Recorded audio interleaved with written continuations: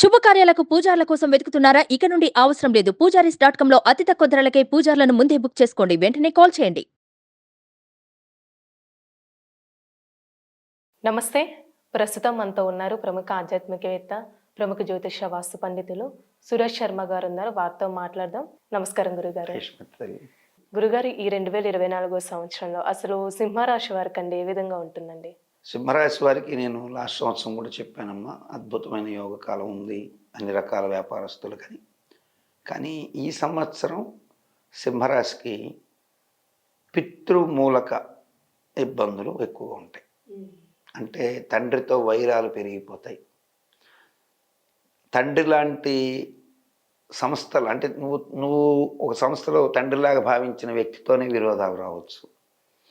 So పితృమూలకమైనటువంటి ఆస్తులతో కోర్టుకి ఎక్కాల్సిన దగ్గర నుంచి మొదలు పెడితే పితృవర్గాల వారితో తగాదాలు, రక్త సంబంధికులతో గలబాలు, అట్లాగే చాలా దీర్ఘకాలంగా కొనసాగుతున్నటువంటి రక్త సంబంధాల్లో కూడా బీటలు పడే అవకాశాలు, అట్లాగే పిల్లల భవిష్యత్తు కోసం భద్రపరుచుకున్నటువంటి నిధులు, ఫైనాన్షియల్ ఏవైతే ఉంటాయో వాటికి చెల్లుచిటి రావడం, అంటే ఖర్చు అయిపోవాల్సిన పరిస్థితులు రావడం, గృహపరంగా తీసుకున్న లోన్స్ విషయంలో కొంత ఇబ్బందులు రావడం, ఇటువంటివి ఈ సంవత్సరం ఎక్కువగా ఉంటాయి.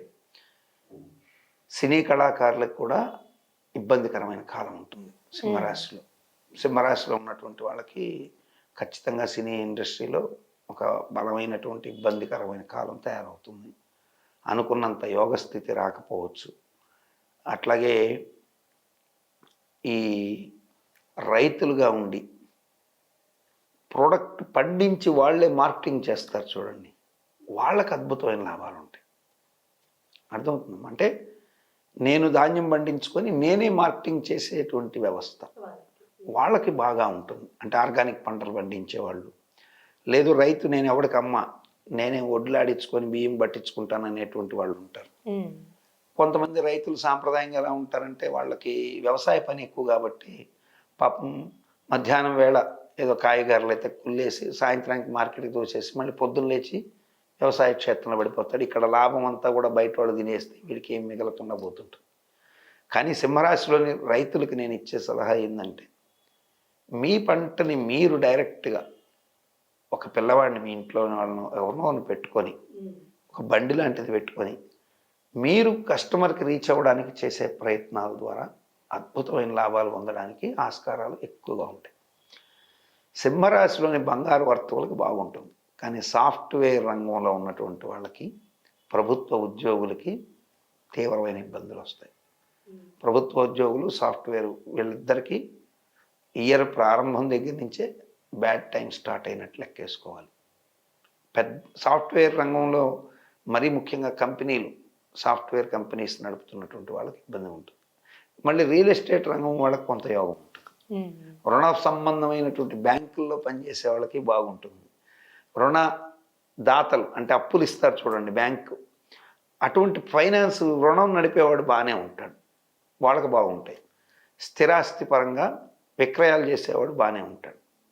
కానీ సాఫ్ట్వేర్ కంపెనీలు నడిపేటువంటి వాళ్ళు, సాఫ్ట్వేర్ ఉద్యోగస్తులు, హై పొజిషన్లో జాబ్స్ ఉన్నవాళ్ళు కొంచెం ఫ్యామిలీ పరంగాను, అట్లాగే గోడదెబ్బ చెంపదెబ్బ అనుకోమ్మా, అటు ఫ్యామిలీలో భార్య కేసులు వేసి ఉంటుంది, ఇటు ఉద్యోగం పరంగా ఇబ్బంది ఉంటుంది. రెండు రకాలుగా ఫేస్ అయ్యే పరిస్థితి వస్తుంది. తర్వాత డాక్టర్స్ అనారోగ్యాల బారిన పడడం, వాహన గండాల బారి పడడం, అప్రదిష్ట మూటకట్టుకోవడం, జీవితం బాగా సాఫీగా వెళుతున్నటువంటి లైఫ్ సడన్గా మారడానికి ఆస్కారాలు ఎక్కువ ఉంటాయి డాక్టర్లకి. అంటే ఏం చేయాలో తోచని అయోమయ స్థితిలో పడిపోతారు. చదువుతున్న వైద్య విద్యార్థులు కూడా కొంత స్ట్రగుల్కి, ఎలాంటి స్ట్రగుల్ అంటే ఏం చేయాలి అనేటువంటి ఒక చిన్నపాటి సస్పెన్స్కి గురవ్వచ్చు.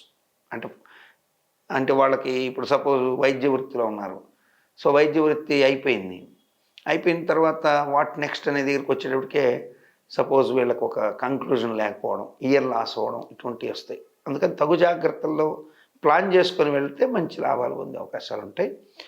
ఈ సాఫ్ట్వేర్ ఉద్యోగస్తులు, సాఫ్ట్వేర్ కంపెనీలు, పెద్ద పెద్ద ఇన్ఫ్రాస్ట్రక్చర్ చేసే కంపెనీలు ఉంటాయి, వీళ్ళు కూడా ఇబ్బంది పడతారు. వీళ్ళు తప్పనిసరిగా మహానవావరణ హోమం చేయించుకోవాల్సిందే. వేరే ఆల్టర్నేట్ లేదు. ఈ హోమం చేసుకోకపోతే వీళ్ళు బయటపడే అవకాశాలు కొంచెం కష్టం. మహానవావరణ హోమం చేసుకోలేకపోతే ఇక ఆల్టర్నేట్లు ఏంటి అంటే ఏదో భగవంతుడికి ఇప్పుడు అన్ని రాసులకి సులభంగా చెప్పాను, కానీ ఇదంతా సులభం కాదు. ఈ రాజకీయ నాయకులైనా సరే, ఈ వ్యాపారస్తులు అంటే రాజకీయాల్లో ఉండి కూడా వ్యాపారం నడిపే వాళ్ళు ఉంటారు. అంటే అటు పొలిటీషియన్ ఉంటుంది, ఇటు వ్యాపారం ఉంటుంది, సాఫ్ట్వేర్ కంపెనీలు లాంటివి ఉంటాయి. వాళ్ళకి కూడా ఇటువంటి ప్రాబ్లమ్స్ జరుగుతున్నాయి. కాబట్టి కొంచెం జాగ్రత్తగా ఉండి చేసుకోవాల్సిన అవసరం అయితే ఖచ్చితంగా ఉంటుంది.